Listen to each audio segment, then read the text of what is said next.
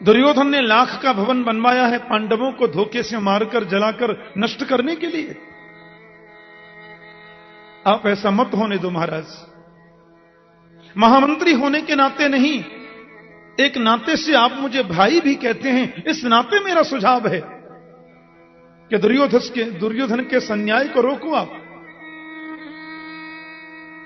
महाराज विदुर जी उपदेश कर रहे थे कि दुर्योधन घर में प्रवेश कर गया और विदुर से बोला, दासी पुत्र, मेरी कृपा से तुम्हें महामंत्री का पद मिला, शर्म नहीं आती? मेरे पूज्य पिता महाराज को मेरे विरोध में भड़काने का प्रयास करते हो, निकल जाए यहां से।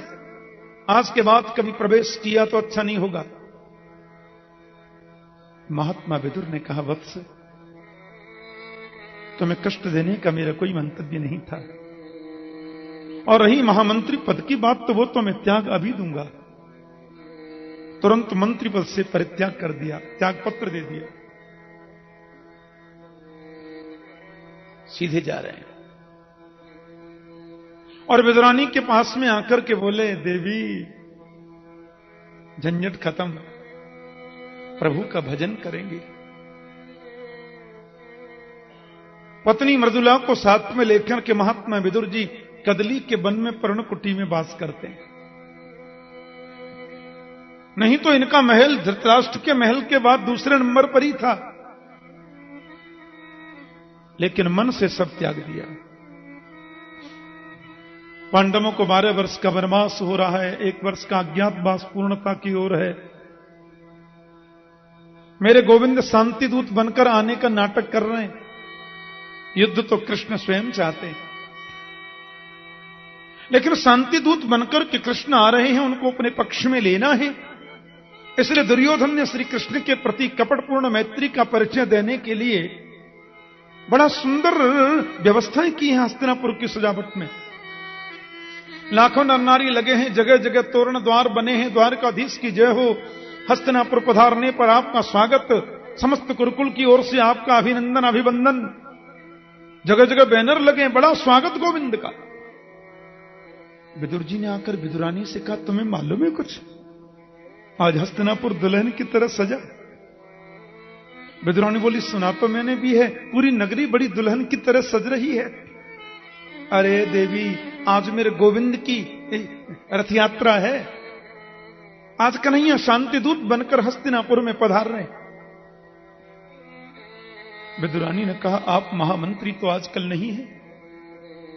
मैंने सुना है लाखों नर नारी उनकी अगवानी के लिए तैयार हैं।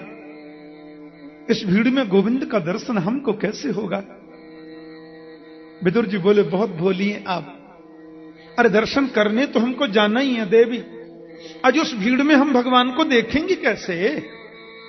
विदुर जी बोले, हम उनको नहीं देख पाए तो क्या, वो तो हमको देख ही लेंगे।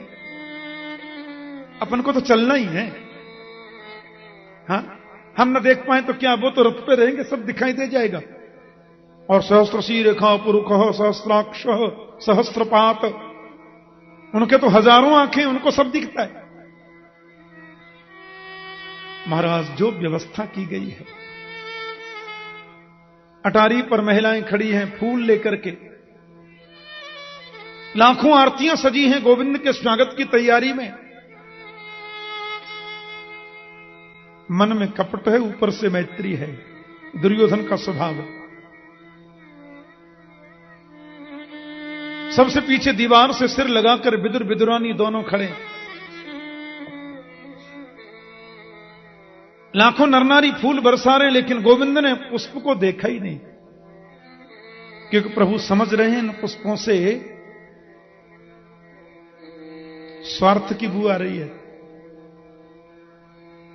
मेरे गोविंद तो निस्वार्थ प्रीति के पुजारी हैं।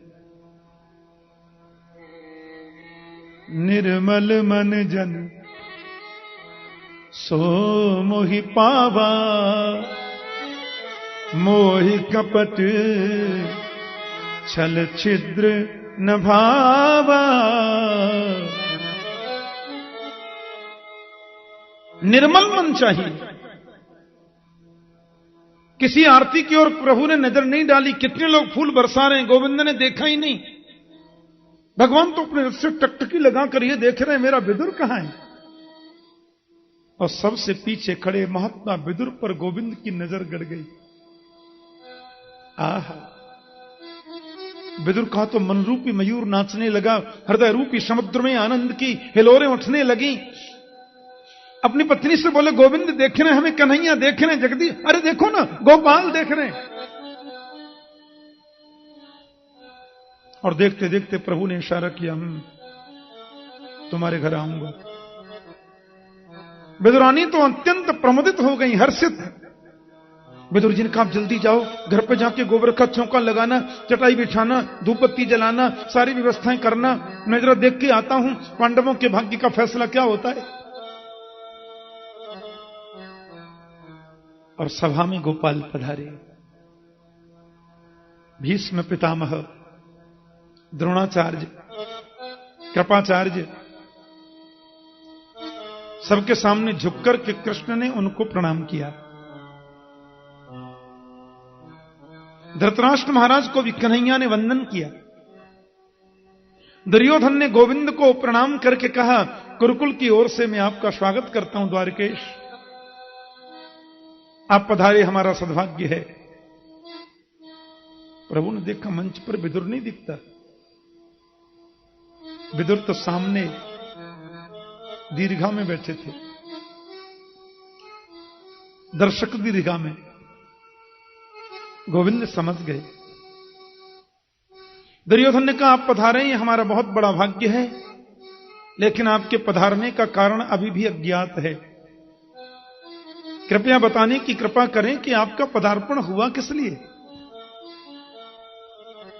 कन्हैया बोले, मैंने तुम्हें दुर्योधन तो कभी कहा ही नहीं, तुम तो सुयोधन हो। क्योंकि जो मूर्ख होते हैं वो अपनी प्रशंसा से बड़े खुश होते हैं। ये नासमझों का लक्षण है, ऐसा लिखा है। भगवान ने बड़ी प्रशंसा की, तुम तो बहुत बुद्धिमान हो, दूसरा तो विधाता ने पैदा ही नहीं किया, इतना बुद्धिमान, इसलिए तुम्हारा नाम है सुयोधन। सुयोधन का मतलब होता सुंदर बुद्धि वाला। बोलो जय श्री कृष्ण। और दुर्योधन का मतलब होता मंद बुद्धि वाला। भगवान उल्टा बोल रहे हैं। हाँ, तो मैं कह रहा था कि पांडव आपके भाई हैं? बोले बिल्कुल। चाचा के बेटा हैं? बोले एकदम।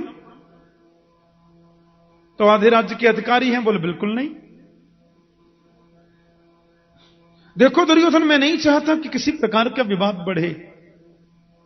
मेरे लिए तुम दोनों ही समान हो और तुम दोनों ही कौरव हो। वे पांडु के पुत्र इसलिए पांडव कहलाए तो क्या, हैं तो वे ही कौरव। जो कुरुवंश में उत्पन्न हुआ सभी कौरव हैं। पांडव भी वास्तव में तो कौरव ही हैं। जो कुरुवंश में पैदा हुआ वो सभी कौरव है। महाराज पांडु भी कौरव हैं, उनके 5 बेटा भी कौरव हैं, एक ही तो हैं। और धृतराष्ट्र, जो कि युधिष्ठिर जी तुम सब में बड़े हैं, इसलिए निश्चित रूप से उनके पिता राज्य गद्दी पर थे तो अधिकार उनका बनता है। पर मैं पांडवों से राज्य के लिए ये जो आग्रह रखते हैं उसको टालने का प्रयास करूंगा। और मैं तो कहता हूं तुम केवल 5 गांव पांडवों को दे दो, मैं उनको राजी कर लूंगा। भगवान ने केवल 5 गांव मांगे। दुर्योधन ने कहा, सुचिग्रे नैव दास्यामि बिना युद्धे न केशव।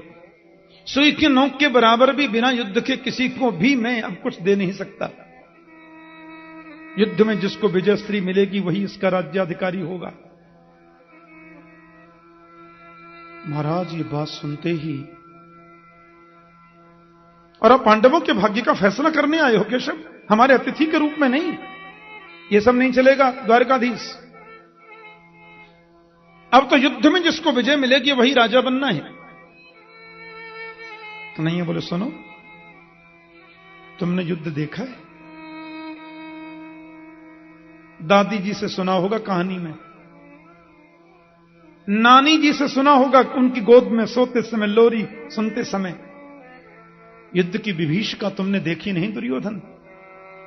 लाखों स्त्रियां विधवा हो जाएंगी, अनेकों बच्चे अनाथ हो जाएंगे, और जिस भूमि को तुम हरी भरी उर्वरा देख रहे हो ये वीरों के खून से लाल हो जाएगी। पर तुम्हें क्या मिलेगा? और एक शांति दूत के साथ में कैसा व्यवहार करना चाहिए, इतना तुम्हें सहूर नहीं है? धृतराष्ट्र ने दुर्योधन का हाथ दबा दिया। पागल, बोलना भी नहीं आता, ऐसे बोलते हैं? जल्दी इनको अपने पक्ष में करो, तुम जानते नहीं हो। दुर्योधन का तो चेहरा ही बदल गया। मजाक कर रहा था। बचपन से ही ऐसे ही रहा हूं ना, मैं मन में कुछ कपट नहीं रखता केशव, मैं तो बस बोल ही देता हूं, आप मुझे कोई गलत ना समझें। अब पता नहीं क्या क्या बोल जाता हूं मैं, लेकिन मन का तो मैं बहुत ही शुद्ध व्यक्ति हूं। कृष्ण बोले वो तो दिखता है मुझे। राजनीति की बात छोड़िए, हाँ, किसको क्या मिलना है, किसको क्या होगा, वो तो जब आप लोग मिल बैठ के बड़े लोग जो बात कर लेंगे हमको सब मंजूर हो जाएगा।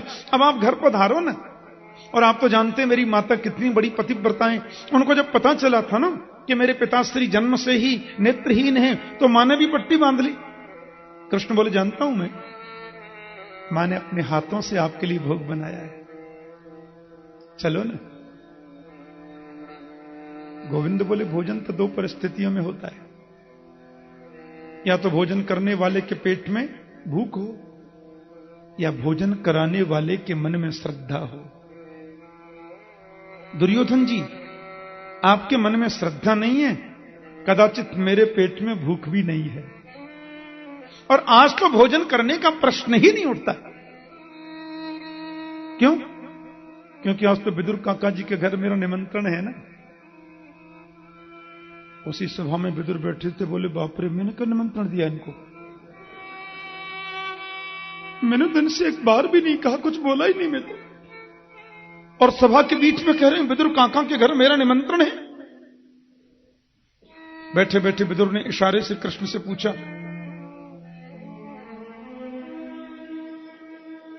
वो ऐसे कर रहे हैं, कृष्ण ऐसे कर दिए, चुप बैठे रहो, हम जो कह रहे हैं सो ठीक कह रहे हैं। दुर्योधन व्यंग में हंस करके बोले निमंत्रण? आपको मालूम है आजकल विदुर जी का पद क्या है? महामंत्री नहीं है।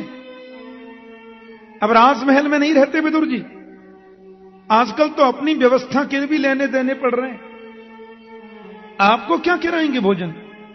भगवान बोले इससे मुझे कोई मतलब नहीं, निमंत्रण दिया है तो व्यवस्था तो की होगी। भाई जो आदमी निमंत्रण देता है, अगले को बुलाता है, तो व्यवस्था करके रखना है। हाँ, लेकिन माफ करना, द्वारिका से सीधे आप हमारे राजभवन में आए हैं, विदुर जी तो आपसे मिले नहीं, ये आपको निमंत्रण कब मिल गया? कृष्ण बोले चिट्ठी गई थी हमारे यहां, उसमें लिखा था कि हस्तिनापुर आओ तो पहला भोजन मेरे घर होगा। दुर्योधन बोला हम भी तो देखें विदुर काका जी के यहां आपकी क्या व्यवस्था होती है। विदुर जी तो सभा छोड़ के भागे। हे भगवान, कुछ व्यवस्था तो करूं चल के, क्या पता है अभी पहुंच जाएंगे। हम लोग तो, विदुर जी ने 12 वर्षों से अन्न ही नहीं खाया था, वो तो फल खा के भजन करते थे। विदुर जी ने फल खाकर द्वादशाक्षर मंत्र का 12 वर्षों तक फल खाकर भजन किया महात्मा विदुर ने। क्या पता है पहुंच जाए अभी। विदुर जी गोप लोगों की बजरिया में गए, कहीं से माखन ले रहे हैं, कहीं से मिश्री ले रहे हैं, कहीं से खोए के लड्डू बनवा रहे हैं, भैया जल्दी करो। इधर सभा से मेरे गोविंद उतरे और विदुर जी के घर की ओर प्रस्थान कर रहे। जैसे भक्त लोग परमात्मा के मंदिर में पादुका पहन कर नहीं जाते, भगवान भी भक्तों के घर जाते हैं तो नंगे चरणों से जाते हैं। और जब विदुर जी के द्वार पर गोविंद पहुंचे, विदुरानी तो स्नान कर रही थी। मैंने देखा, अरे ये तो मेरे कन्हैया की आवाज है, ये तो मेरे गोविंद की आवाज है। महाराज स्नान करते करते दौड़ पड़ी। ये देखा ही नहीं मैंने वस्त्र बदलने चाहिए कि नहीं, तुरंत द्वार खोला, आओ न केशव, आओ न लाला, आओ न गोपाल, कितनी कृपा कर दी, जल्दी पधारिए। कन्हैया ने सोचा काकी जी तो हो गई मेरे आने की खुशी में पागल। हाँ, गोविंद ने अपनी कारी कमरिया अंदर फेंक दी। विदुरानी ने झटपट ओढ़ लिया, आओ न केशव, पधारो न कन्हैया। हे भगवान, कहां उठाऊं, क्या करूं मैं? अब बेचारी दौड़ी दौड़ी गई, लकड़ी का पाटा लेके आई, आप यहां विराजो, ये जगह भी इतनी ठीक नहीं तो फिर आप, ये भी ठीक नहीं तो फिर आप, अच्छा ये नहीं तो फिर आप यहां बैठो, अच्छा फिर आप यहां आओ। पूरे आंगन में नचा रही है। और एक जगह शुद्ध सी जगह देखी तो पाटा भी बिछाया तो उल्टा बिछा दिया। गोविंद ने तो देखा ही नहीं, उल्टा कि सीधा वो तो बैठ गए। जिसके जरा से इशारे से ब्रह्मांड हिलता है, वो विदुरानी के सामने बैठकर अपने पेट पर हाथ घुमाते हुए बच्चों की तरह बोले, काकी जी बहुत जोर की भूख लगी, कुछ खाने को मिलेगा? विदुरानी के नेत्रों में तो आंसू टप टप झरने लगे। क्या खिलाऊं मैं? मेरे घर में तो कोई व्यवस्था भी नहीं है। आपके काका जी आते होंगे, मैं बहुत सुंदर व्यवस्था करूंगी, आप बिल्कुल चिंता मत कीजिए। केशव दौड़ी दौड़ी महारानी विदुरानी गई, पर कुछ फल ही खिला दूं, और कदली के फल डलिया में भर के ले आई। गोविंद के सामने पत्तल भी बिछाई तो उल्टी, सब उल्टा पुल्टा हो रहा है प्रेम में। और छिलके उतार उतार कर पत्तल पर धरती जाए, केला दूर फेंकती जाए, छिलका इधर रखती जाए, केला दूर फेंकती जाए, और गोविंद बड़े प्रेम से छिलके खा रहे हैं। बहुत मीठा है। विदुरानी बोली, आपको मीठा लगा तो मीठा ही होगा, अपने हाथों से जल देती हूं उस पूरे बगीचे में, और काका जी आते होंगे, बहुत बढ़िया पदार्थ बनाऊंगी, देखना आप। एक छिलका खाया, दो छिलका खाए, वो केला फेंकती जामे, छिलका देती जामे, मीठा मीठा मीठा मीठा कह करके गोविंद प्रेम से पा रहे हैं। कम से कम 40 छिलका खा गए। बोलो जय श्री कृष्ण। गड़बड़ी तो होनी नहीं है, भगवान है। विदुर जी महाराज बाजार से व्यवस्था करके ला रहे। कमंडल में दूध है, दोना में दही है, एक पात्र में खोए के लड्डू हैं। खुशी के मारे नाचते आ रहे हैं। द्वार पर खड़े हो गए, अरे देवी सुनती हो, जल्दी खोलो। विदुरानी दौड़कर गई, काका जी आगे, मुझे लगता है आपके काका आगे। द्वार खोला, काहे को हल्ला मचाते हो जी? विदुर जी रोते रोते बोले, देवी तुम्हें मालूम नहीं आज मेरे गोविंद ने मेरा कितना मान बढ़ाया। जानती हो, कौरवों की सभा में बड़े अतिथि वीर और राजाओं के बीच में गोविंद ने कहा, आज तो विदुर काका के घर मेरा निमंत्रण है। देवी खुशी के मारे फूल गया मैं, लेकिन मैंने सोचा घर में तो व्यवस्था कुछ है नहीं, तुमने पता नहीं कुछ किया होगा कि नहीं। गोप लोगों की बजरिया में चला गया, ये माखन मिश्री खोए के लड्डू, ये दूध दही कुछ लेके आया हूं। तुमने गोबर का चौका लगाया कि नहीं? कदली के खम्भे सजाए कि नहीं? हाँ, पत्तल जल्दी सजाओ, ये सारी सामग्री तुम अंदर लेके रखो। हाँ, मैं द्वार पे खड़ा खड़ा गोविंद का स्वागत करना है ना, आते ही होंगे, आ रहे होंगे। सभा में कहा कोई झूठ थोड़ी बोलते हैं। विदुर काका के घर जाना है, मैं द्वार पर उनका स्वागत करूंगा, तुम अंदर सब तैयारी करो, आने वाले होंगे। विदुरानी बोली, आने वाले होंगे कि भीतर बैठे हैं? अरे आ गए, उनको तो आई 1 घंटा हो गया। तुमने कुछ खिलाया कि नहीं? बहुत भूखे थे, इतने भूखे कदली के फल लाई वही खा रहे हैं। विदुर जी ने आकर के देखा तो श्रीमान जी तो छिलका खा रहे हैं। अरे देवी ये तुमने क्या किया है? मेरा बहुत बड़ा सद्भाग्य, आज मेरी कुटिया पर गोविंद पधारे और तू प्रभु को छिलके खिला रही हो, हैं? विदुरानी का ध्यान भंग हुआ, बोली ओहो, तो इतनी देर से मैं छिलका खिला रही थी, आपने पहले क्यों नहीं बताया कि छिलका है?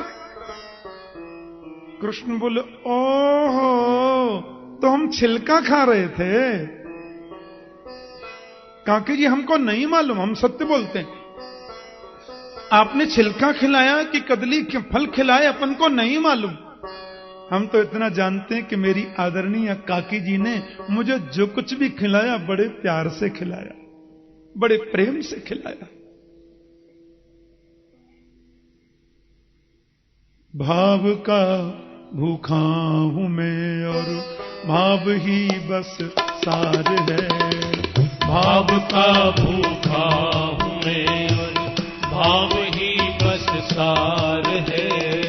भाव से मुझको भजे तो भव से बेड़ा पार है। भाव से मुझको भजे तो भव से बेड़ा पार है। भाव बिन कुछ भी वो देवे मैं कभी लेता नहीं। भाव बिन कुछ भी वो देवे मैं कभी लेता नहीं। भाव से एक फूल भी है तो मुझे स्वीकार है। भाव से एक फूल भी है तो मुझे स्वीकार है। भाव बिन सुनी पुकारे मैं कभी लेता नहीं। भाव बिन सुनी पुकारे मैं कभी सुनता नहीं। तेर भक्ति भाव की करती मुझे लाचार है। तेर भक्ति भाव की करती मुझे लाचार है। अन्न धन और वस्त्र भूषण कुछ न मुझको चाहिए। अन्न धन और वस्त्र भूषण भाव कुछ न मुझको चाहिए। अन्न धन और वस्त्र भूषण कुछ न मुझको चाहिए। अन्न धन और वस्त्र भूषण कुछ न मुझको चाहिए। आप हो जाए मेरा यही मेरा सत्कार है। आप हो जाए मेरा बस यही मेरा सत्कार है। बांध लेते भक्त मुझको प्रेम की जंजीर में। बांध लेते भक्त मुझको प्रेम की जंजीर में। बांध लेते भक्त मुझको प्रेम की जंजीर में। बांध लेते भक्त मुझको प्रेम की जंजीर में। इसलिए इस भूमि पर होता मेरा अवतार है। इसलिए इस भूमि पर होता मेरा अवतार है। क्योंकि भाव का भूखा हूँ मैं, भाव ही बस सार है। ये भाव का भूखा हूँ मैं और भाव ही बस सार है। प्रेम ही तो बड़ी चीज है। विदुर जी बोले बिल्कुल ना समझे, हम लोग एकदम समझदारी नहीं है और ये तो ये बहुत ही भोली हैं। अब छिलका ही खिला दिया आपको तो लड्डू खाओ ना। गोविंद के मुंह में एक लड्डू दिया, आधा लड्डू खाते ही कन्हैया बोले बुरा न मानो तो एक बात कह दूं काका जी। बोलो। जो स्वाद उस छिलके में था इस लड्डू में तो नहीं है। क्योंकि लड्डू खिलाकर तो आप औपचारिकता निभा रहे हैं, पर छिलके खिलाते समय तो काकी जी को यह भी ध्यान नहीं था कि मैं क्या कर रही हूं। प्रेम में नियम नहीं होता। हाँ, भाव होना चाहिए। और इतना सम्मान प्रभु ने विदुर को दिया। दुर्योधन की मेवा त्यागी साग विदुर घर खायो। और प्रभु अपनी लीलाओं को संपन्न करके जब जा रहे थे तो उद्धव से बोले मुझे विदुर की बहुत याद आती है और विदुर से मेरा समाचार कहना कि कृष्ण तुम्हें याद करते थे। हां, एक दिन युधिष्ठिर जी ने जाकर के कृष्ण के कक्ष में देखा।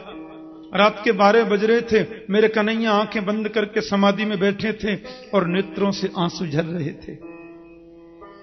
पूछा केशव, सारी दुनिया आपका ध्यान करती है, आपके स्मरण में आपकी याद में रोती है, आप किसकी याद करते हैं? गोविंद बोले बिल्कुल इसी समय पितामह भीष्म मेरे ध्यान में बैठे हैं और जैसे भक्त मेरी याद करता है ना, वैसे मैं भी भक्त की याद करता हूं। ये यथामाम प्रपद्यन्ते तांस तथैव भजाम्यहम्। जैसे भक्त मेरा भजन करता है वैसे मैं भी उनका भजन करता हूं। तुम पुकार कर तो देखो। ढूंढते ढूंढते उद्धव जी आए। भगवान के जाने के बाद श्रीधाम वृंदावन में कलकण निनादिनी यमुना के तट पर विदुर जी उद्धव को मिल गए विदुर जी हस्तिनापुर में भगवान के सुधाम गमन की बात बताकर लौट ही रहे थे कि वृंदावन में मिल गए। अब संसार के लोग जब दो मिलते हैं तो बातें दुनिया भर की करते हैं, भक्त जब दो मिलते हैं तो बातें तो परमात्मा की होती है।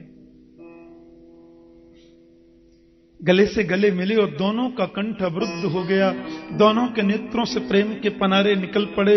वो भी रो रहे हैं और वो भी रो रहे हैं। वो कहते हैं आप बड़े भाग्यवान हो, तुम्हें प्रभु ने मित्र का दर्जा दिया, तुम्हें गोविंद ने अंतिम उपदेश किया। बोले भाग्यवान मैं नहीं विदुर, भाग्यवान तो आप हो जिसकी याद मेरा गोविंद स्वयं करता है।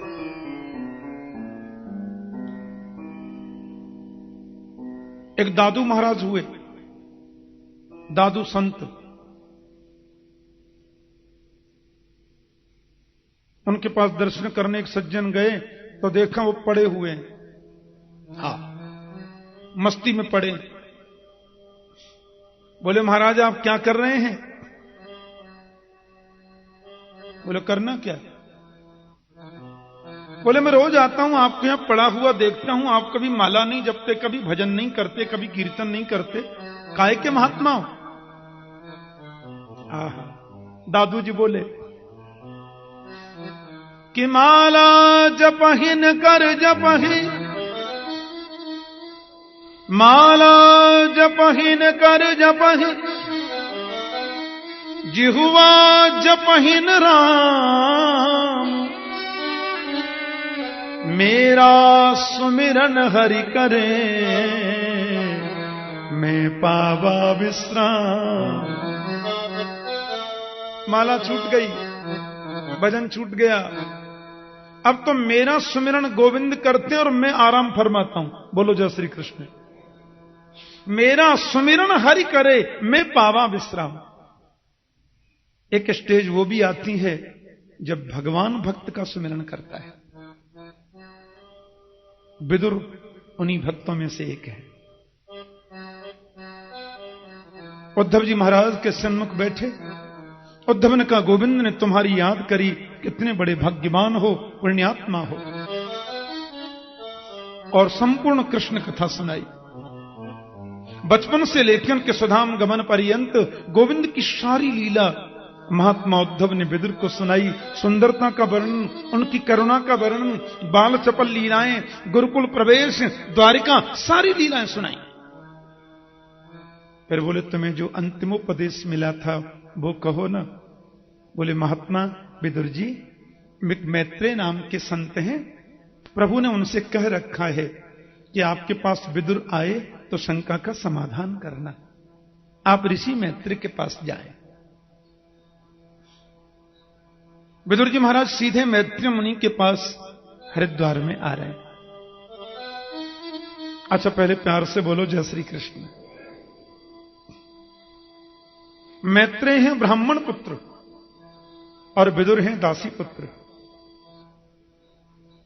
मैत्रेय मुनि को जब ये पता चला कि महात्मा विदुर मेरे यहां आ रहे हैं, अपने आश्रम के द्वार पर उनकी अगवानी करने गए। आओ संत विदुर,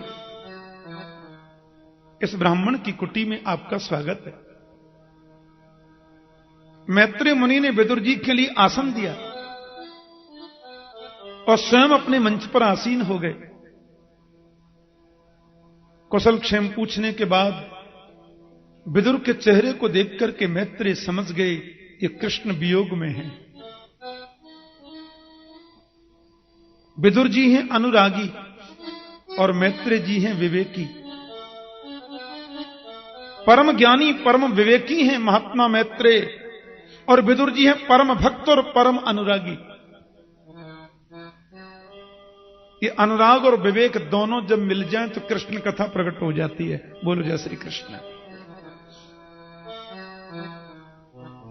बड़ी सुंदर चर्चा हुई, सृष्टि के बारे में पूछा और ये पूछा कि आप आए कैसे। प्यास लगती है तो पानी खोजना पड़ता है गुरुजी। आप जैसा महान संत, शास्त्रज्ञ महापुरुष, आपकी सन्निधि में आकर ही तो शंकाओं का समाधान संभव है। स्थावर जंगम अंडज उद्भिद स्वेदज जरायुज 4-5 प्रकार की सृष्टि का विशद विवेचन किया मैत्रेय मुनि ने उनके प्रश्न पर। और सृष्टि विषयक ब्रह्मा की उत्पत्ति, ये सारी जानकारियां मिलने के बाद में विदुर जी ने कहा मेरी समझ में नहीं आता, मैं आपसे 3 और प्रश्न करना चाहता हूं। मैत्रेय बोले करो। बोले पहला प्रश्न यह है कि भगवान ने दुनिया क्यों बनाई, भगवान ने संसार बनाया ही क्यों? अरे नहीं बनाते तो भी चलता, ये दुनिया बनाई क्यों? दुनिया बनाने वाले क्या तेरे मन में समाई, तेने काहे को दुनिया बनाई? पुराने जमाने में फिल्मों के गीतों के अर्थ भी अच्छे होते थे। अब तो ऐसे ऐसे गीत होते हैं जिसका अर्थ कुछ नहीं होता। हां, अखियों से गोली मारे, फालतू गीत, चलती का खंडाला, कोई गीत है? मैं बचपन में सुनता था, तेरे द्वार खड़ा भगवान भगत भर दे रे झोली, फिल्म का गीत है, कितना सुंदर है, देख ले। मेरा रंग दे बसंती चोला, मेरे देश की धरती सोना उगले उगले हीरे, कितना सुंदर गीत है।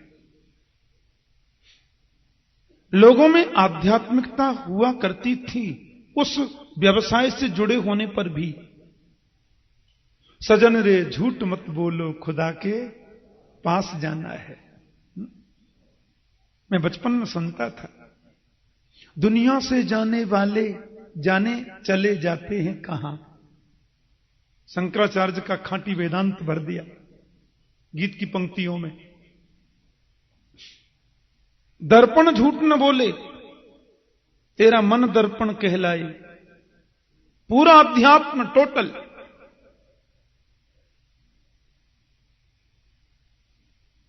दुनिया बनाने वाले क्या तेरे मन में समाई? मेरा पहला प्रश्न है, परमात्मा ने दुनिया बनाई क्यों? नहीं बनाते तो भी चलता। और यदि उन्होंने दुनिया बनाई तो एक जैसी क्यों नहीं बनाई? किसी की नाक लंबी तो किसी की नाक चिकटी, कोई ज्यादा गोरा तो कोई बहुत काला। जो गोरा है वो छाती तान के चलता है, हम गोरे हैं, और जो काला है वो दिन भर पलस्तर रगड़ता है, हम भी गोरे हो जाए। नहीं बनाते तो भी चलता। एक सज्जन मेरे से पूछ रहे थे, ठाकुर जी कई देशों में आपने कथाएं की, आपको सबसे सुंदर लोग कहां के लगे? हाँ, मैंने कहा सही बताओ बताओ। मैंने कहा यूरोप और अमेरिका में जब जाते हैं और वहां के लोगों को देखते हैं तो ऐसा लगता है कि घड़े बनाने वाले ने घड़ा बनाया, उसको अग्नि में पकाया, लेकिन पकने से पहले ही कच्चा निकाल लिया। पूरा पक नहीं पाया, 70% ही पका था। साउथ अफ्रीका के लोगों को देखते हैं, गयानीज आदि लोगों को, उनको देखकर लगता है कि घड़ा पकाया था पर आग तेज हो गई सो ज्यादा पक गया।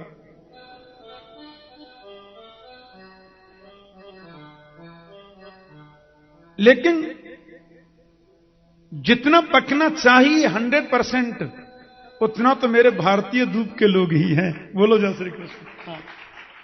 जितना सेंटीग्रेड में पकना चाहिए उतने तो यही हैं। और तो फिर बहुत बातें हैं। हाँ, एक जैसी दुनिया क्यों नहीं बनाई मेरी समझ में नहीं आता। कोई दुखी है तो इतना दुखी कि सवेरे खाए तो शाम के लिए नहीं, और कोई सुखी है तो इतना सुखी कि कहां रखूं उसको यही चिंता है। एक जैसा नहीं बना सकते थे। एक घर में 4 भाई हैं, चारों के विचार 4 प्रकार के। कितनी विचित्र बात है। एक आदमी के पैर के नीचे चैंटी मर जाए तो राम राम राम राम करके कान पकड़ता है, बिहारी जी, हे राधा वल्लभ लाल, गलती हो गई, हे भगवान चैंटी मर गई, गौशाला में जाकर चारा खिला रहे हैं, क्या हुआ? बोलकर एक कीड़ी मर गई थी। गलती से होने पर भी पश्चाताप। और एक आदमी मुर्गा किनार मरोड़ के खा जाता है। एक जैसा क्यों नहीं बनाया दुनिया को प्रभु ने? ये विषमता क्यों भगवान ने बनाई? किसी आदमी के मुंह से गाली निकल जाए तो रात को भोजन नहीं करते, मेरे मुंह से अपशब्द क्यों निकला? और कोई आदमी सवेरे की शुरुआत ही गालियों से करता है। एक जैसी दुनिया क्यों नहीं? मेरी समझ में नहीं आता, माफ करना। और तीसरा प्रश्न तो ये मेरे मन में उद्वेलित होता है कि भगवान अवतार क्यों लेते हैं? अवतार बोले, हां, क्यों लिया? कभी राम बन के, कभी श्याम बन के चले आना, प्रभु जी चले आना।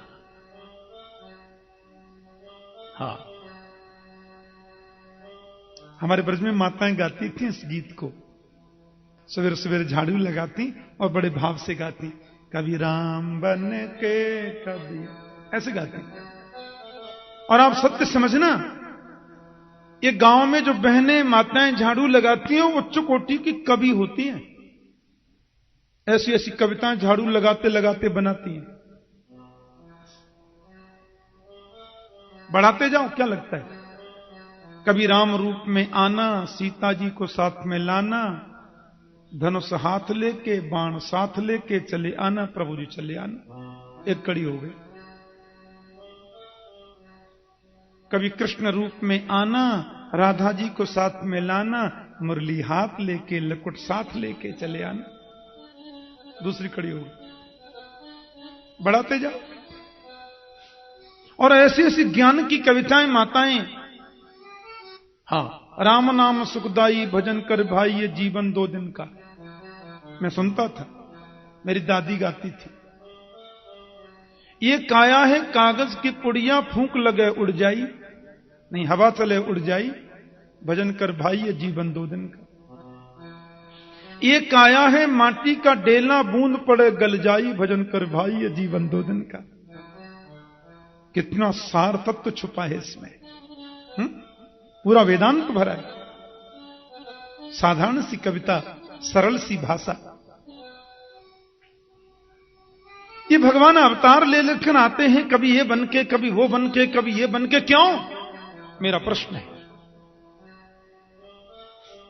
पहले राक्षस को जन्म देना, फिर राक्षस से पाप कराना, फिर दुनिया को तड़फाना, और लोग जब तड़फने लगे तो कहना खबरदार मैं आ रहा हूं। फिर धर्म संस्थापनार्थाय संभवामि युगे युगे, ये नाटक क्यों करते हैं? भगवान चाहे तो राक्षस को पैदा ही न होने दे। बोलो, ऐसा हो सकता है कि नहीं? भगवान चाहे तो राक्षस को पैदा ही न होने दे, और वो चाहे तो वहां बैठे बैठे उसको मार दें। पर यह तो कोई बात नहीं है महाराज। पहले राक्षस को जन्म दिया, फिर राक्षस से पाप कराया, फिर दुनिया को तड़फाया, लोग तड़प कर जब पुकारने लगे, फिर बोले डरो नहीं, मैं आ रहा हूं। जब जब होए धर्म के हानि, बाणे असुर अधम अभिमानी, तब तब धर प्रभु विविध शरीरा, हरे कृपा। क्यों ये नाटक क्यों करते हैं? मैत्री जी बहुत हंसा और बोले, महात्मा विदुर, इन प्रश्नों का जवाब आपके पास नहीं है, ऐसा मुझे नहीं लगता। आप सब जानते हो, फिर भी आपने पूछ लिया, शायद इसलिए कि आगे लोगों के मन में ऐसे प्रश्न उठें तो समाधान हो जाए। आप तो परम विवेकी हो, परम ज्ञानी हो, अनुरागी तो हो ही। पर मैं आपसे पूछ रहा हूं, ईश्वर किसको बोलते हैं? बोले, ईश्वर तो वो है जिसकी गति स्वच्छंद है, स्वच्छंद गति ईश्वर। तो मैं पूछ रहा हूं कि भगवान कुछ भी करेगा हमसे और तुमसे पूछ कर करेगा क्या? क्रीडार्थमात्मन इदम त्रिजगत कृतम ते सौम्यम तु तत्र कुधियो परईस कुर्यु। आगे वर्णन आएगा। ये पूरा विश्व प्रपंच मेरे परमात्मा की क्रीड़ा स्थली है, उसकी क्रीड़ा भूमि है राजन। हाँ, वो अनेक प्रकार के जीवों को बनाता है। तो भगवान ने दुनिया क्यों बनाई, ये ज्यादा चिंतन का विषय नहीं है। चिंतन का विषय तो यह है कि इतनी सुंदर कैसे बनाई, इतनी रंग बिरंगी कैसे बना दी।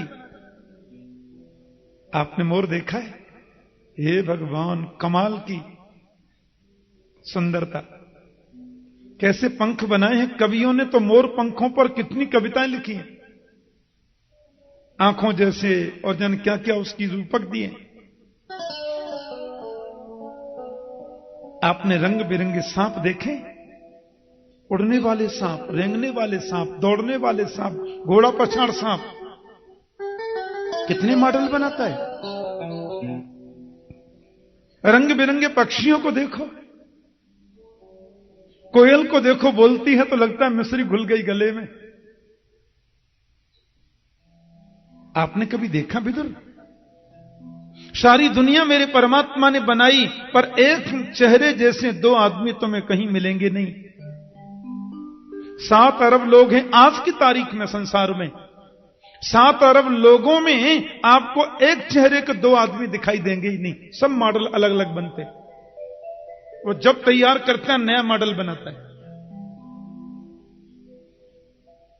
तुमने कभी सोचा 20 फीट चौड़ी 20 फीट लंबी हमने जमीन खरीदी और उस जमीन में हमने 20 पौधे लगाए। 20 पौधे भिन्न भिन्न लगा दिए और फिर गाय के गोबर का खाद डाला, हैंडपंप का मीठा पानी डाला, खाद सब में बराबर डाला, पानी भी बराबर डाला। अब वृक्ष जब बड़े हुए तो एक वृक्ष का फल तोड़ के मैंने खाया तो मुंह कड़वा हो गया, वो मिर्ची थी। उसके बगल वाले वृक्ष का फल तोड़कर मैंने खाया, मुंह मीठा हो गया, वो अंगूर था। उसके बगल वाले वृक्ष को ही तोड़ के मैंने खा लिया, वो बड़ा मीठा था, वो गन्ना था। उसके बगल वाले वृक्ष का फल तोड़ के खाया तो मुंह चिरपिरा हो गया, वो करेला था। तुमने कभी सोचा विदुर, पानी तो बराबर दिया, खाद भी बराबर दिया, जमीन भी वही है। हमने ऐसा तो किया नहीं कि एक वृक्ष में हमने शरबत डाल दिया हो और दूसरे में मिर्ची घोल के डाली हो। इस जमीन में इतने रस किसने दिए हैं? खाद ने तो नहीं दिए, पानी तो नहीं दिया। ये रस जमीन में इतने कहां से आ गए? तुमने कभी सोचा? क्या कमाल की पेंटिंग की है। तुमने सोचा है इतनी सुंदर दुनिया जिसने बनाई वो स्वयं कितना सुंदर होगा? वो स्वयं कितना सुंदर होगा? आइए 2 मिनट थोड़ा चर्चा कर लें।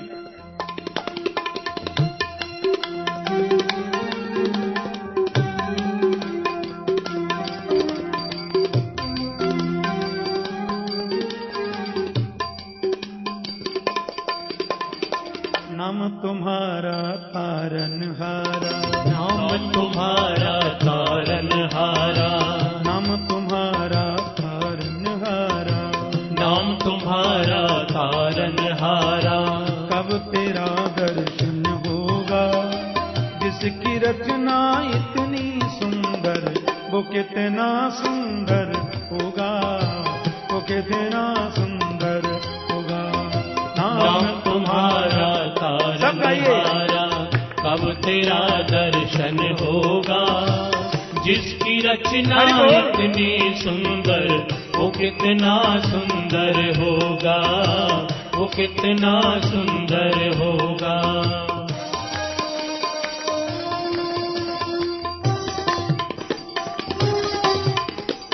इतनी सुंदर दृष्टि है उसकी।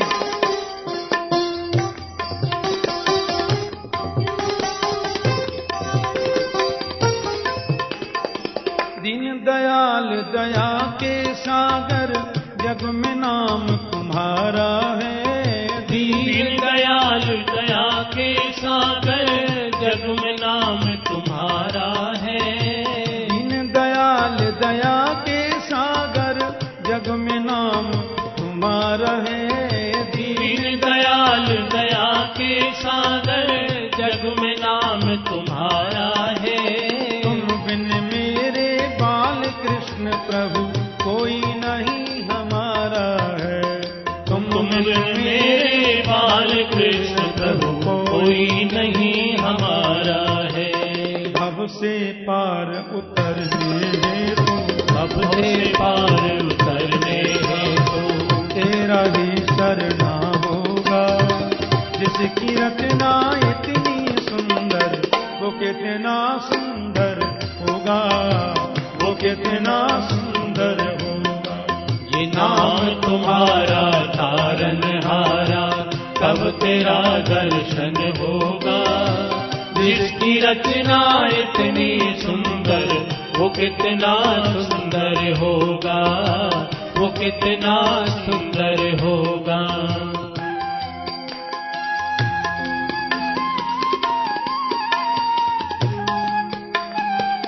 इतनी सुंदर दुनिया बनाने वाला स्वयं कितना सुंदर, कभी सोचो।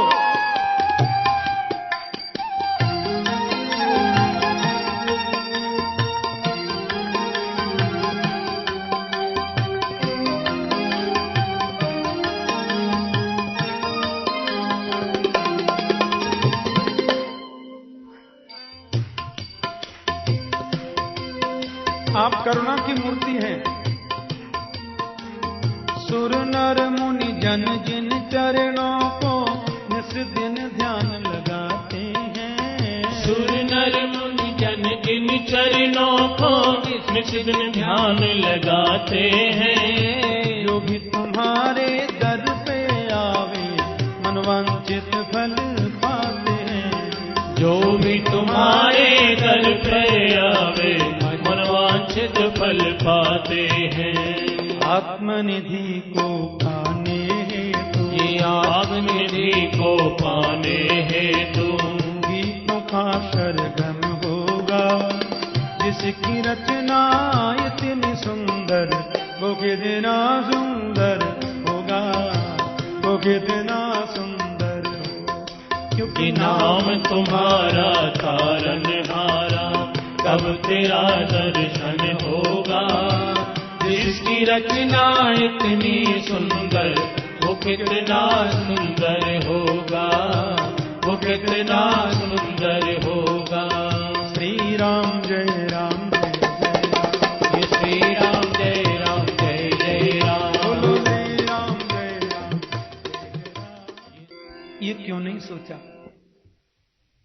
इतनी सुंदर दुनिया बनाई, वो स्वयं कितना सुंदर होगा।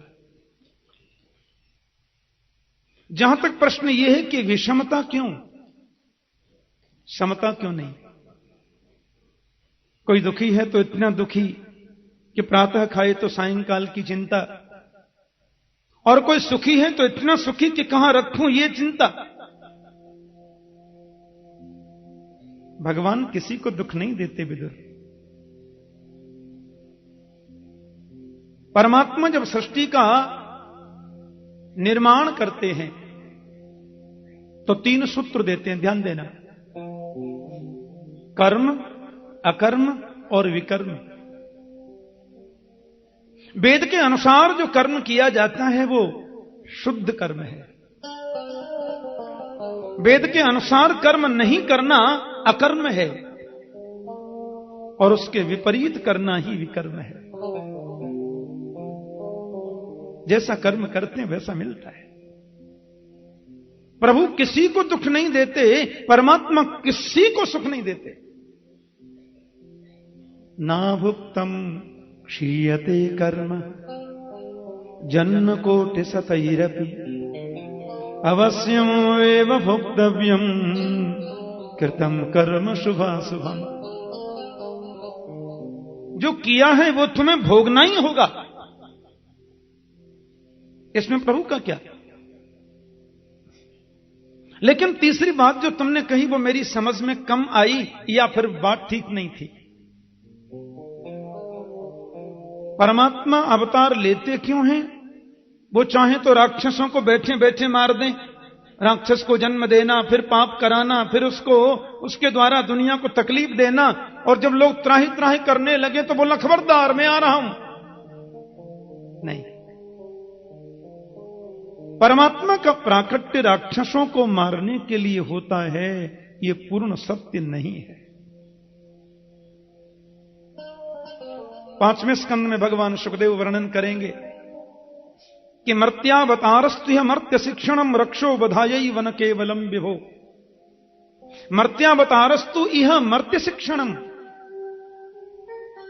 मरण धर्मा लोगों को अपने चरित्र के द्वारा शिक्षित करने के लिए, मानवीय गुणों का उनमें आधान करने के लिए परमात्मा का प्राकट्य होता है। रक्षो बधाई व न केवलम विभो, राक्षसों को मारने के लिए भगवान का प्राकट्य नहीं होता। हां, जब वो आ जाते हैं तो फिर सोचते हैं लगे हाथों ये भी कर लो। केवल राक्षसों के लिए तो आते ही नहीं, आने की जरूरत ही नहीं। और ध्यान देना, हमारे जीवन में कष्ट आया यह हमारे कर्म का फल है। राक्षस की उत्पत्ति हुई यह हमारे कर्म का फल है। उससे हमें तकलीफ प्राप्त हुई यह हमारे कर्म का फल है। और वो मारा गया ये उसके कर्म का फल है। भगवान तो सृष्टि बना के तटस्थ रहते हैं, बिल्कुल ध्यान रखना। सृष्टि बना दी और सब दर्शन कर रहे हैं, देख रहे हैं बस। तुमने जो किया है वो तुमको भोगना है। अवश्यम एव भोक्तव्यम कृतम कर्म शुभाशुभम। लेकिन उनका आगमन जो होता है वो तो संतों के लिए, वो तो ब्राह्मण गौ के लिए। विप्रधेन सुर संत हित। लेकिन आते हैं तो सोचते हैं लगे हाथों झाड़ू लगाते चलो। आपका कोई मित्र रहता है विदेश में, आपके घर में कोई विवाह होना था, आपने चिट्ठी लिखी, भैया आ जाओ, मेरे घर बड़ा सुंदर वैवाहिक प्रसंग उपस्थित हुआ है। मित्रण का क्षमा करना, आने में असमर्थ हूं, व्यस्तताएं बहुत हैं। तेरी मर्जी भाई। 2 वर्ष बाद कोई और प्रसंग उपस्थित हुआ, आपने फिर पत्र लिखा, अरे भाई जी आना। उसने असमर्थता व्यक्त की, क्षमा करें मैं असमर्थ हूं। 3 वर्ष बाद आपके घर में फिर कोई कार्य उपस्थित हुआ, आपने सोचा अंतिम विवाह है, बचपन का मित्र है, बड़ा विचित्र आदमी है, सो आपने पत्र थोड़ा कड़े शब्दों में लिख, सुनो हमारे घर में अंतिम विवाह है, भैया सुन लो, और तुम्हें आना है तो आना, नहीं तो हमारी राम राम। उसने कहा भाई अब तो आना पड़ेगा, क्योंकि उसी गांव का था। अब आ गया, वैवाहिक प्रसंग में सम्मिलित हुआ, बड़ी खुशियां बांटी। अब उसने सोचा महाराज जब मैं आ ही गया हूं, हमारे पूर्वजों की हवेली गांव में बनी है, थोड़ा उसका डिस्टेंबर भी चेंज कराता जाऊं, कब कब आना होता है। हवेली खोल करके देखा तो एक कोने में मकड़ी के जाल लगे, एक कोने में चूहे के 50 बिल बने, जगह जगह सीमेंट उतर रहा है, गिर रहा है। अब आया ही हूं तो लगे हाथों ये भी करते चलूं। वो लाखों रुपए खर्च करके परिवार के सहित यहां हवेली पर डिस्टेंबर करने नहीं आया था, आया था मेरे आग्रह पर, मेरे निमंत्रण पर आया तो लगे हाथों वो काम भी करता गया। तो राक्षसों का जो वध है वो तो लगे हाथों है, उनके लिए प्रभु को आना नहीं होता, आते तो संतों के लिए है। मेरे गोविंद पधारते हैं भक्तों के लिए, और जब आ जाते हैं तो देखते हैं किसी कोने में रावण कुंभकर्ण जैसे मकड़ी के जाल लगे हैं, किसी कोने में बड़े बड़े अज्ञान अंधकार के गड्ढे बने हुए हैं, किसी कोने में शिशुपाल दंत भक्त जैसे चूहे के बिल बने हुए हैं। अब आया ही हूं तो लगे हाथों ये भी साफ करता चलो। रक्षो बधाई वन केवलम विभो।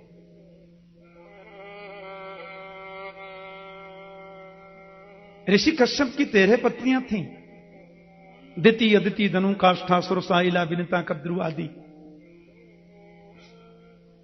दिति के दैत्य हुए, अदिति के आदित्य हुए। ये बड़ी 2 पत्नियां हैं।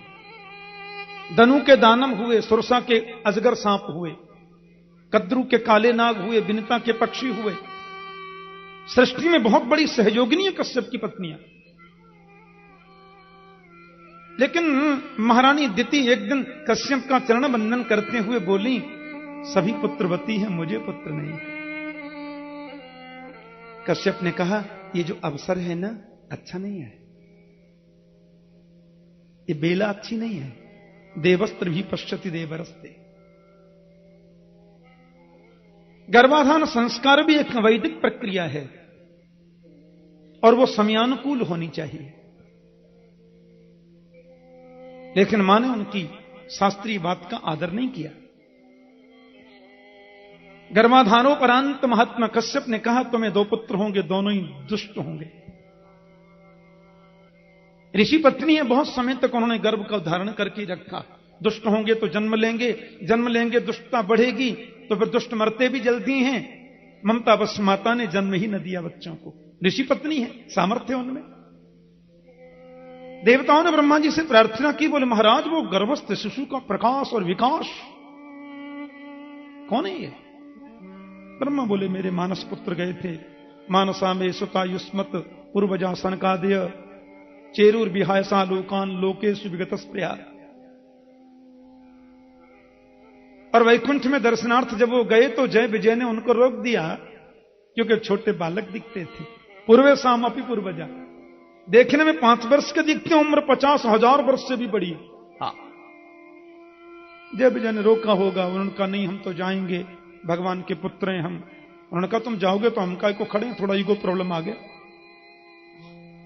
धक्का मुक्की हो गई होगी। उन्होंने कह दिया, तुम समझते हो कि हम इतने ऊंचे आ गए तो हमारा पतन नहीं हो सकता, तुम दैत्य हो जाओ। गड़बड़ हो गया, चरणों में गिर पड़े। नहीं महाराज ये क्या? बोले भाई अब तुमको दैत्य तो बनना पड़ेगा, लेकिन तुम कहते हो तो इतना हो सकता है। तुम भक्त बनकर के चाहो तो 7 जन्मों तक भगवान से दूर रह करके भक्ति करो और 7 जन्म बाद आना। और दैत्य बनकर जाना चाहो तो 3 जन्मों तक प्रभु से दूर रहो और 3 जन्मों के बाद यहां पुनः आ जाना। क्या चाहते हो? बोले हम तो दैत्य बन के जाना चाहते हैं, कम से कम 3 जन्मों में तो आ जाएंगे। और दुष्टता बढ़ेगी, दैत्य हम बनेंगे तो हो सकता है मृत्यु भी जल्दी हो जाए। हाँ, भगवान ने भी कहा, मेरे पार्षद हैं, गलती हो गई। प्रभु वहीं आ गए, गेट पर ही आ गए, मेन द्वार पर। हाँ, इसका मतलब यह हुआ कि क्रोध जो है वो दर्शन में बाधक है। कितना ही ऊंचे पद पर सही, क्रोध तो अच्छी चीज नहीं है। गीता में गोविंद कहते हैं, क्रोध जैसी रद्दी चीज संसार में दूसरी बनी नहीं। क्रोधात भवति सम्मोह, सम्मोहात स्मृति विभ्रम, स्मृति भ्रंशात बुद्धिनाश, बुद्धिनाशात प्रणश्यति। सनत कुमारों ने क्रोध किया, परिणाम यह हुआ कि वैकुंठ में प्रवेश तो नहीं मिला। भले ही भगवान उनको दर्शन देने द्वार पर ही आ गए, लेकिन अंदर तो प्रवेश मिला ही नहीं।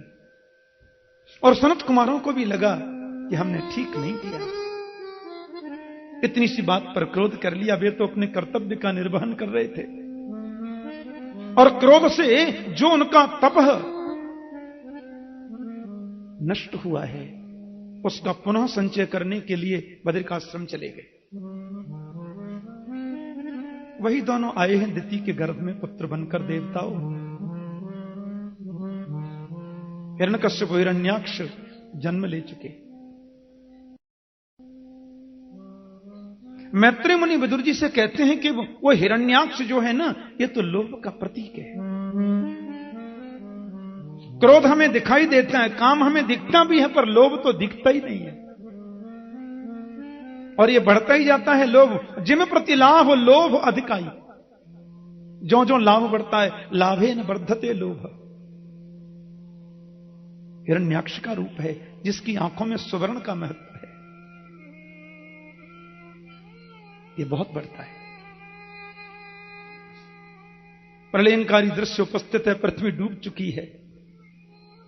ब्रह्मा ने स्वयं मनु से कहा तुम सृष्टि का सृजन करो। बोले सृष्टि करूं कहां, पृथ्वी तो है ही नहीं। इधर हिरण्याक्ष हिरण्यकश्यपु की इतनी प्रतिभा। वैसे प्राचीन भारत में लोग उड़ते भी थे। केवल देवता और प्रतिभावान दैत्य ही नहीं, मानव भी जो साधना संपन्न होते वो उड़ते थे। इसने नाक में दम कर रखा देवताओं की, हिरण्याक्ष ने। ब्रह्मा ने गोविंद से प्रार्थना की। प्रार्थना करना हमारा कर्तव्य है, मांगना हमारा धर्म नहीं है। प्रार्थना के बाद में जो सूत्र बचता है उसका नाम प्रतीक्षा है। हम प्रार्थना बाद में करते हैं, मांगने की लिस्ट प्रस्तुत पहले कर देते हैं, इसलिए प्रार्थना गड़बड़ हो जाती है। प्रार्थना में निष्कामता होनी चाहिए, तो ही प्रार्थना सार्थक है। सेवा होती है शरीर से, भजन होता है मन से, प्रार्थना होती है आत्मा से। प्रार्थना तो परमात्मा का प्रतीक है, मांगना नहीं। और मैंने निवेदन किया था कि मांगने से तो हम अपनी नजरों में गोविंद को छोटा बनाते हैं, क्योंकि मांगा उसी से जाता है जिसको मालूम नहीं कि मुझे क्या चाहिए। जो अंतर हृदय में बैठा है उससे हम मांग रहे हैं, इसका मतलब हम उसको यह बताना चाहते हैं कि हम इसलिए मांग रहे हैं कि तुम्हें मालूम नहीं कि मुझे क्या चाहिए। और जिसको मालूम नहीं वो भगवान तो नहीं हो सकता। इसलिए प्रार्थना करो, मांगना नहीं। ब्रह्मा जी को जोर से छींक आई, नासा छिद्र में से नन्हा सा बराह बालक निकला। थोड़ी देर में ही वो तो विशाल रूप में परिवर्तित हो गए। बोलिए बाराह भगवान की जय। ये जो कुशा है ना, कुशा, 12 भगवान के श्री अंग से झरे हुए जो रोम हैं, वही तो कुशा के रूप में परिवर्तित हैं। उसको बड़ा पवित्र मानते हैं। प्राचीन हिंदू मंदिरों में आपको खम्भों पर बराह की प्रतिमा जरूर दिखाई देगी। प्राचीन मंदिर देखना कहीं भी, सबसे पवित्र माना जाता है बराह को। उनको यज्ञ भी बोलते हैं। प्रभु ने डुबकी लगाई, पृथ्वी को अपनी धनुषाओं पर रख करके परमात्मा निकल रहे। हिरण्याक्ष ने तो नारद जी को पकड़ लिया। बाबा क्या, दोनों ही उड़ रहे थे, नारद भी उड़ रहे हैं, वो भी उड़ रहे हैं। हाँ, क्या है, खाली वीणा ही बजाता रहता है, कुछ लड़ना झगड़ना भी आता है। नारद जी बोले श्री कृष्ण गोविंद हरे मुरारे, हे नाथ नारायण वासुदेवा। कीर्तन करना आता है, झगड़ा करना तो आता नहीं। लेकिन आपको हमारे साथ में युद्ध तो करना पड़ेगा। काय को करना पड़ेगा? क्योंकि बाजुओं में खुजली चलती, कोई लड़ने वाला नहीं मिलता। नारद जी बोले मान लो मैं तुमसे युद्ध न करूं, किसी पहलवान का नाम बता दूं तो कैसा रहे? बोले जल्दी बताओ। तुम सीधे जाओ, नीचे उतरो, नीचे उतरो। और समुद्र में से एक बारह पृथ्वी को लेकर निकल रहा होगा, उसको जाके पकड़ लो। हाँ, ऐसी खुजली मिटेगी तुम्हारी बाजुओं की कि जीवन में दोबारा कभी खुजली ही नहीं होगी। देखो, नारद जी का नाम है भागवत में। जिसको नारद मिलते हैं ना, उसको भगवान जरूर मिलते हैं, पक्की बात है। आप एक भी कथा ऐसी नहीं बता सकते कि जिस किसी को नारद मिले हों उसको भगवान न मिले हों। एक भी कथा ऐसी नहीं है। इसलिए भागवत में तो नारद जी का नाम है नारदो देव दर्शन, ऐसा नारद का विशेषण है, नारदो देव दर्शन। नारद जी जिसको मिल गए उसको परमात्मा मिलेंगे, यह कन्फर्म है, पक्की बात है। ऐसे करुणाशील हैं। अब जैसे पुजारी वैसे भगवान से मिला देते हैं, जिस स्तर का पुजारी है वैसे ही रूप वाले भगवान से मिला देते हैं। लो भैया ये तुम्हारे लिए मिलेंगे। अब सब लोग जानते हो कथा कि भगवान जब निकल रहे थे तो हिरण्याक्ष ने बार बार मार्ग रोके, कभी प्रयास करे कि ये मुझे कुछ छेड़े तो मैं इनसे युद्ध, क्योंकि लड़ने के लिए तो बहाना चाहिए, और लड़ाई की जिनकी आदत होती है वो बहाने ढूंढा करते हैं, कोई ना कोई बहाना तो ढूंढ ही लेते हैं। एक बात बताऊं, आपको बेवजह किसी से झगड़ा करना है तो बहुत बढ़िया नुस्खा है। बोलो जय श्री कृष्ण। आप तो नोट ही कर लो, बीच रोड पर खड़े हो जाओ और कोई व्यक्ति अपनी नई गाड़ी को स्वयं ड्राइव करके ले जा रहा हो तो हाथ दे करके रोको। वो खिड़की का कांच खोलकर आपसे पूछे कहिए क्या बात है, तो स्टीयरिंग पकड़ के बोलो ये तो मेरी है। इससे बढ़िया दूसरा तरीका युद्ध का दूसरा है ही नहीं। बाद में जो होगा सो होगा, एक बार तो झगड़ा हो ही जाएगा बेवजह। अब हिरण्याक्ष ने देखा कि बार बार रास्ता रोकता हूं, ये मार्ग बदल बदल के जाता है, लड़ूं कैसे? तो अंतिमास्त्र प्रयोग किया। सुनो सुनो, इस पृथ्वी को लेके कहां जाता है? हमारी है ये। हाँ मालूम नहीं, हम कश्यप नंदन है, हमारी पृथ्वी है। भगवान बोले बोलने दो, क्या मतलब इससे? प्रभु दूसरे रास्ते से जा रहे हैं। अब उसने देखा कि इसमें भी कोई काम नहीं बना तो फिर व्यंग में हंसकर बोला हाँ हाँ बोलेगा कहां से, है तो जंगली जानवर ही ना। हम कश्यप नंदन त्रिकाल संध्या गायत्री, तुम्हारी क्या समर्थ, तुम हमसे बात भी कर सको। गोविंद बोले ये तो पीछे ही पड़ गया भैया, छेड़ रहा है हमको। तो भगवान मुस्कुरा के बोले कि सत्यं वयंभो वन गोचरो मृगा युष्मद्विधान मृगये ग्राम सिंहान न मृत्युपासै प्रतिमुक्तस्य वीरा विकथनम तब गृहणन्त्य भद्र। आपने बिल्कुल सत्य कहा श्रीमान, हम तो जंगली जानवर ही हैं, लेकिन युष्मत विधान मृगये ग्राम सिंहान, आप जैसे ग्राम सिंहों को तो हम ढूंढते ही रहते हैं। अब ग्राम सिंह कहते हैं कुत्ता को, गांव का शेर। हिरण्याक्ष बोला कुत्ता कहता है, सो गदा लेकर के मारने दौड़ पड़ा और दोनों में युद्ध छिड़ गया। देवता आकाश में देख रहे, सामने तो आ नहीं सकते थे। सो कार्य कुशलासुरा, देवताओं का तो एक ही काम है, जब संकट आता है तो त्राही त्राही करके भगवान के पास जाते हैं, और राक्षस को भगवान मार देते हैं तो फूल बरसा के चले जाते हैं। और जब संकट मिट जाता है तो सबसे पहला काम करते हैं भगवान को भूलना। यही काम है देवताओं का, और कोई काम नहीं। ब्रह्मा जी और वरुण जी और यम जी और कुबेर जी और सूरज जी और चंद्र जी और सबरे जी आकाश में खड़े। और कई परिस्थितियां तो ऐसी बनी, भगवान तो नाटक कर रहे हैं, उसको थोड़ा उसका मन बढ़ा रहे हैं।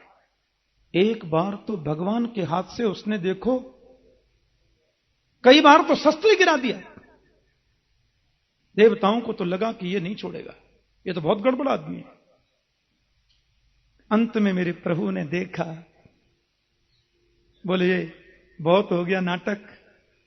और प्रभु ने देखते देखते उसमें बोलो जय श्री कृष्ण, सिर ही धड़ से अलग होकर नीचे गिर पड़ा। ऐसा तमाचा लगाया कि जितने सो रहे थे सब जग गए। हां ऐसा होता है। और माफ करना, भाइयों को सुविधा प्राप्त नहीं है। एक तो मेरा कनेक्शन इधर ज्यादा रहता है, यह सुविधा तो मेरे गोविंद ने महती कृपा करके हमारी बहनों को प्रदान की है। इनको कथा में सोना होता है ना। जय श्री कृष्ण। सो रही हो? उनको नहीं, हम आंख बंद करके ध्यान से सुन रही है, हम कोई ऐसे थोड़ी सुनती हैं। हाँ, देवताओं ने फूलों की वृष्टि करी, जय जयकार किया, चले गए। पुराणांतर में प्रसंग आता है, भगवान उसको लेकर के आ रहे थे ना पृथ्वी को, तो कहते हैं उनको भी अहम हो गया। बिना मेरे इनका भी काम नहीं चलता। थोड़ा समुद्र में क्या डूब गई, बराबर ना पड़ा। प्रभु ने कहा हिरण्याक्ष तो मार दिया, पर इनको जो अहंकार रूपी हिरण्याक्ष ने पकड़ लिया, उससे कैसे बचाएं? कहते हैं गोविंद जब वो पृथ्वी को लेकर के पधारे तो बड़ा सुरम्य बगीचा, अद्भुत वृक्षावली, रंग बिरंगे पुष्प खिल रहे हैं, वृक्षों की डालियों पर अनंत प्रकार के पक्षी कलरव कर रहे हैं। पक्षियों की चहचहाट सुनकर के पृथ्वी को आश्चर्य हुआ। कहीं राधा नाम की ध्वनि, तो कहीं कोयल बोल रही है, तो किधर मोर बोल रहा है, तो कहीं चिड़िया बोलती हैं। अब देखकर के पृथ्वी के मन में आश्चर्य हुआ, बोले सब क्या है? गोविंद बोले मेरा वृंदावन है। लेकिन मैं तो समुद्र में थी, प्रलयंकारी दृश्य था, बिना मेरे वृंदावन। बोले दुनिया डूबती है, वृंदावन नहीं डूबता। सबका प्रलय होता है, वृंदावन का प्रलय तो होता नहीं। धन धन वृंदावन रजधानी, धर्म कर्म जहां बटत जेबरी, मुक्ति भरे तहां पानी। ऐसा पावन वृंदावन। एक बात आपसे बता दूं, पिकनिक मनाने की भावना से वृंदावन में आओगे तो टूटे फूटे मकान और गंदी गलियों के अलावा तुम्हें कुछ दिखाई देगा नहीं। और भक्ति के चश्मा से वृंदावन को देखने का प्रयास करोगे तो यहां की रज के कण कण में तुम्हें गोविंद का दर्शन होगा। यही वृंदावन का वैशिष्ट्य है। वृंदावन के वृक्ष को मरम न जाने को, डाल डाल अरुपात पे सी राधे राधे हो। विचित्र वैशिष्ट्य यहां का। दर्शन किया। उधर स्वयंभू मनु महाराज की 3 पुत्री और 2 पुत्र हैं, आकुति, देवहूति, प्रसूति, प्रियव्रत और तानपाद। ब्रह्मा के एक और पुत्र हैं, करदम नाम है उनका। बड़े तपस्वी हैं, बचपन से तपस्या में लीन हैं। लेकिन भगवान चाहते हैं ऋषियों का जीवन गृहस्थ आश्रम में हो, क्योंकि इनके द्वारा उत्पन्न जो संतान है वो समाज को क्रांति दे सकती है, समाज को एक दिशा दे सकती है। वैसे करदम के मन में भी लगा कि विवाह होता तो ठीक ही रहता। भगवान ने कहा विवाह कर लो। एक बार तो मना कर दी, अच्छा नहीं है, और विवाह करूंगा आपकी आज्ञा सिरोधार्य। लेकिन प्रश्न यह है कि वो 2-4 माला जपता हूं वो भी छूट जाएगी। मेरे घर पुत्र बनकर आपको स्वयं आना होगा। गोविंद बोले मंजूर है। भगवदाज्ञा सिरोधार्य करके महात्मा स्वयंभू मनु अपनी बेटी देवहूति को लेकर कर्दमाश्रम पधारे। एक साधना होती है, एक साधन होता है। ध्यान से सुनना। साधन संपन्न व्यक्ति को साधना संपन्न के सामने झुकना होता है। संतों के पास में साधना होती है, राजा और धनिकों के पास में साधन होता है। उनकी गाड़ी बोलेगी, बंगला बोलेगा, ऐश्वर्य बोलेगा, साधन बोलेंगे। लेकिन संत के पास में तो साधना होती है, और साधना के सामने जो साधन झुकता है वो साधन शाश्वत बन जाता है।, वो साधन व्यक्ति को अहंकार नहीं देता। इसलिए साधन वही श्रेष्ठ है जो साधना के सामने झुके। कर्दम के पास में साधना है, स्वयंभू मनु तो साधन संपन्न मनुष्यों में प्रथम मानव है। कर्दम जी ने कहा आपकी पुत्री के विवाह तो कर लेंगे, भगवान की आज्ञा भी है, लेकिन साहब मेरी एक शर्त है। बोले क्या? एक पुत्र होते ही मैं गृहस्थ आश्रम छोड़ दूंगा, मंजूर है तो करो, नहीं तो रहने दो। देवहूति ने स्वीकृति दे दी, क्योंकि वो जानते हैं कि मेरे घर पुत्र बनकर परमात्मा आने वाले हैं, और एक के अलावा दूसरा चाहूं ही क्यों। विवाह हो गया। एक महान राजा की राजकुमारी, मनोजातः मानव, हम लोग मनु की संतान, इसीलिए तो मानव हैं, आदि मानव है महात्मा मनु। हाँ, उनकी पुत्री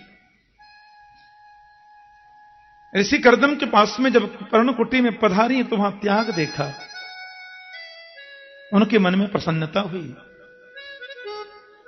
ऋषि कर्दम तो समाधि में लीन है, लेकिन वो उनकी निष्काम भाव से सेवा करते हैं, और सेवा करते करते इतना काल व्यतीत हो गया कि महारानी देवहूति के चेहरे पर झुर्रियां पड़ गईं, केस जटा के रूप में परिवर्तित हो गए, बिल्कुल वृद्धा हो गईं। ऋषि कर्दम ने उनकी सेवा को देखा और नेत्रों में आंसू आ गए कि तुष्टोऽहमद्य तव मान विमानदाय शुश्रूषया परमया परया च भक्त्या यो देहि रामयमतीव सुहृत्स्वदेहो नावेक्षित क्षमति क्षपितुम मदर्थे। बहुत प्रसन्न हो देवी, मान प्राप्त करने के योग्य हैं आप, इतनी श्रद्धा से आपने मेरी सेवा की, बहुत प्रसन्न हूं, क्या चाहिए? बोले आप जैसा तेजस्वी पति जिसको प्राप्त हुआ हो, वो और कुछ क्या चाहेगी? ऋषि कर्दम ने संकल्प शक्ति से पूरा वातावरण ही बदल दिया, सुंदर सरोवर बन गया, अद्भुत भवन बन गया। पत्नी को लेकर के सरोवर में प्रवेश किया तो स्वयं नवयुवक और नवयुवती बन गए। भूषणानि परार्ध्यानि वरीयांसी दुमंति च अन्नम सर्वगुणोपेतम पानम चैवामृतासवम। अनंत प्रकार के आभूषण प्रकट हैं, अनेक दास दासियां प्रकट हो गईं। ये तपस्या का थोड़ा सा नमूना है, और उनका मकान ही विमान है, कामग कामना के अनुसार गमन करता है। एक बात कहूं, ज्यादा ऐश्वर्य बढ़ जाए, इसके बढ़ने पर इसकी संख्या कम होने का खतरा है। इसके बढ़ने पर भी ये कम न हुई तो समझो गोविंद की महती कृपा है। प्यार से बोलो जय श्री कृष्ण। ढीले काय को बोलते, जोर से बोलो ना, जय श्री कृष्ण। ऋषि कर्दम ने सब उत्पन्न किया, बहुत विस्तार से वर्णन है भागवत में उनके ऐश्वर्य का, उनके भवन का। और अब उनकी प्रतिज्ञा तो यह थी कि एक पुत्र होते ही मैं गृहस्थ आश्रम त्याग दूंगा। पुत्र तो एक हुआ नहीं, पुत्रियां हो गईं 9। हां, एक बात कहूं, कर्दम महाराज जैसी पुत्री तो परमात्मा सबको दे। क्रांति कर दी पूरे आध्यात्मिक जगत में। और एक बात आपसे बड़ी निसंकोच भाव से कहूं, घर में पुत्र होना जितना हम आवश्यक समझते हैं, पुत्री का होना उससे ज्यादा जरूरी है। और सत्य समझना, कदाचित पुत्र कुपुत्र हो सकता है, पर पुत्री कुपुत्री कभी नहीं होती। पिता की इज्जत का जितना ख्याल बेटी रखती है ना, कभी कभी पुत्र से तो भूल हो जाती है। मैंने सुना है संतों के मुख से, कई पिता ऐसे भी होते हैं जिनका एक ही पुत्र है, भर जवानी में सांप ने डस लिया, बेटा मर गया। इतने कठोर भी पिता होते हैं जो ऐसी परिस्थिति में भी नहीं रोते। ऐसा कठोर पिता भी जब पुत्री का कन्यादान करके उसको विदा करता है तो अपने आंसुओं को रोक नहीं पाता। संसार के जितने संबंध आज तक बने हैं, उन संबंधों में सबसे निर्मल, सबसे उत्तम, सर्वश्रेष्ठ यदि कोई संबंध है तो वह है पिता और पुत्री का संबंध है। क्या है बेटा? बेटा, पुत्र या लड़का? लड़का किसको बोलते हैं? लड़का वो होता है जो बात बात में लड़ करके अपना हिस्सा मांगे। हाँ, कितना बनता है? नहीं किया तो क्या हुआ? बड़े को दिया तो मैं क्यों नहीं ले सकता? उसने लिया तो मेरा भाग बनता है। करे कुछ नहीं और बात बात में लड़े कि मुझे इतना चाहिए, वो लड़का होता है। हाँ, बेटा का स्तर कुछ ऊंचा है उससे। पिताजी ने प्रेम से जो बट में दे दिया, जो बंटवारा में मिल गया उसी में प्रसन्न है, वो है बेटा। जो बट में मिल गया उसी में संतुष्ट, वो बेटा। पर पुत्र कौन है? पुण्णाम नरका त्रायतेति पुत्र। पिताजी से बोले आप संपत्ति किसी को भी प्रदान करें, अपनी चरण पादुका मुझे दे दें, अपने चरणों की सेवा मुझे दें, आप मेरे पास में रहें, सेवा का अवसर मुझे देते रहें, और कुछ नहीं चाहिए। ये पुत्र है। लेकिन पुत्री का स्थान तो उससे भी आगे है। गेहूं का खेत है ये तो, जहां जहां बोया वहीं कट गया, लेकिन बेटी तो धान का प्लांटेशन है। एक जगह बोया जाता, दूसरी जगह पिरोया जाता। पुत्री तो जरूर होनी चाहिए। ऋषि कर्दम के मन में कष्ट नहीं है, बहुत प्रसन्नता है। मेरे घर 9 पुत्रियां हैं, 9 यज्ञ तो कन्फर्म है।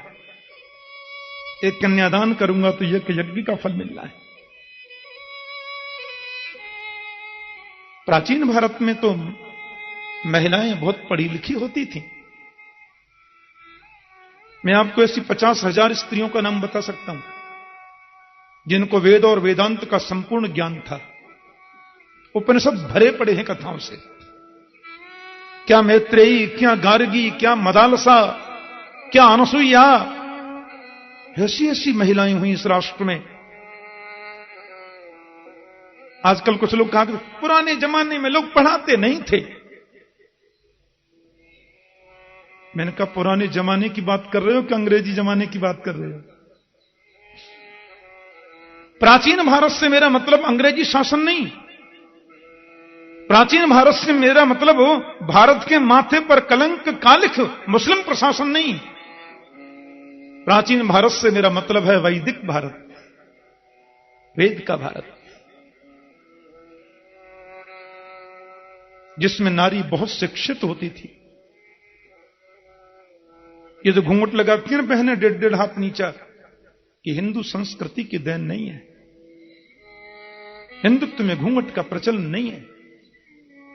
जानकी माता ने दशरथ जी से घूंघट का भी लगाया, ऐसा मैंने तो कहीं नहीं पढ़ा। महारानी रुक्मणी ने वसुदेव जी से कभी घूंघट लगाया, ऐसा शास्त्र में वर्णन तो नहीं मिलता। हमारे यहां तो आंखों का संकोच है? ससुर जी आए, जरा नजरें झुका लो, थोड़ा सिर ढक लो, हो गया सम्मान। अब घूंघट तो लगा लो 3 हाथ नीचा, और घूंघट में से गाली सुनाओ, आजा बजमारे तेरे सिर पे हड़िया फोड़ूंगी। क्या मतलब है इसका? आंखों का संकोच। यह घूंघट की प्रथा तो तब से प्रारंभ हुई जब मुस्लिम आक्रांताओं ने इस राष्ट्र पर आक्रमण किया और जी भर के लूटा, शासन किया इस राष्ट्र पर। फिर उनकी कुत्सित वृत्ति, उनकी कुदृष्टि, कामपूर्ण दृष्टि,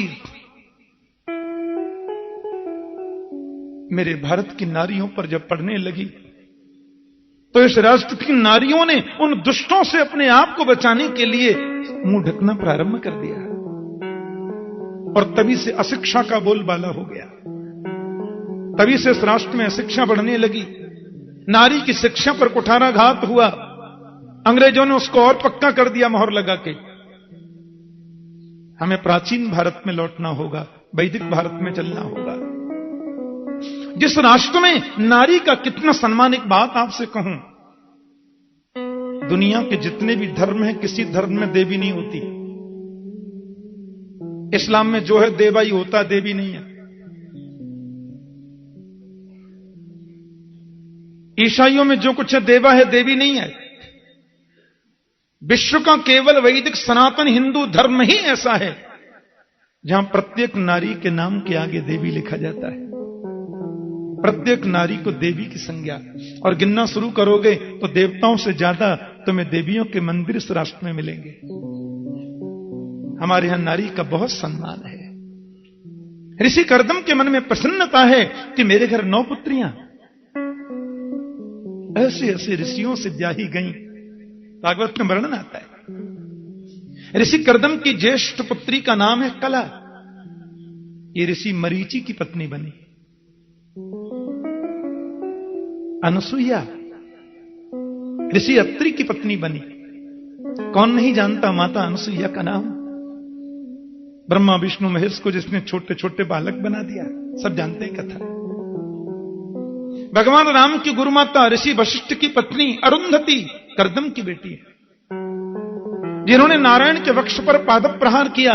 ऋषि भृगु की पत्नी भी कर्दम की बेटी है।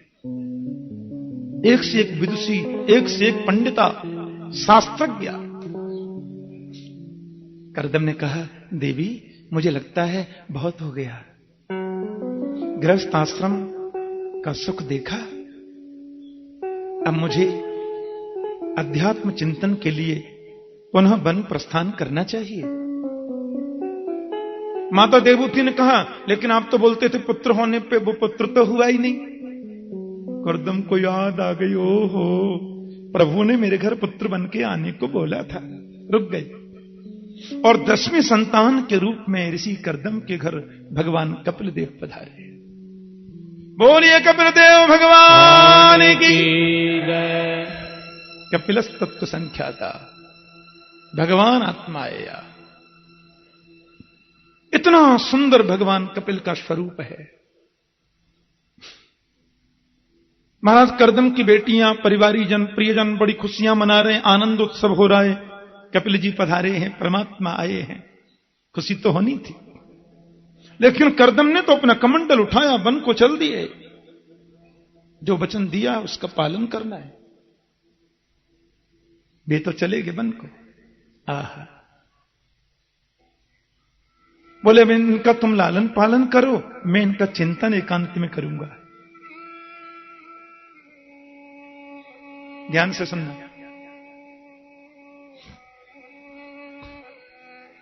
इतना सुंदर वातावरण। धीरे धीरे कपिल बड़े हो रहे हैं। माता के हृदय में अपार आनंद है और मैया मन में सोच रही है, मैं कितनी बड़ी भाग्यवती हूं, मेरे घर पुत्र बनकर के गोविंद पधारे। प्रभु मेरे घर पुत्र बनकर के आए हैं। गंगा बह रही है। आप हाथ धोएंगे तो भी बहेगी, नहीं धोएंगे तो भी बहेगी। स्नान कर लोगे तो भी बहेगी, नहीं करोगे तो भी बहनी है। गंगा थोड़ी रुकेगी। पर समझदार व्यक्ति कौन है? जो बहती गंगा में हाथ धो ले, प्रक्षालन कर ले, आचमन करके अंदर बाहर की स्वच्छता ले ले। मैया ने कहा, मेरे पति कितने भाग्यवान हैं, उन्होंने तो प्रभु को पा लिया मानो। वे तो जीवन मुक्त महापुरुष हैं। लेकिन मेरे घर परमात्मा पुत्र रूप में पधारे, उसका लाभ मैं न ले सकी, इससे बड़ी नासमझी और क्या हो सकती है।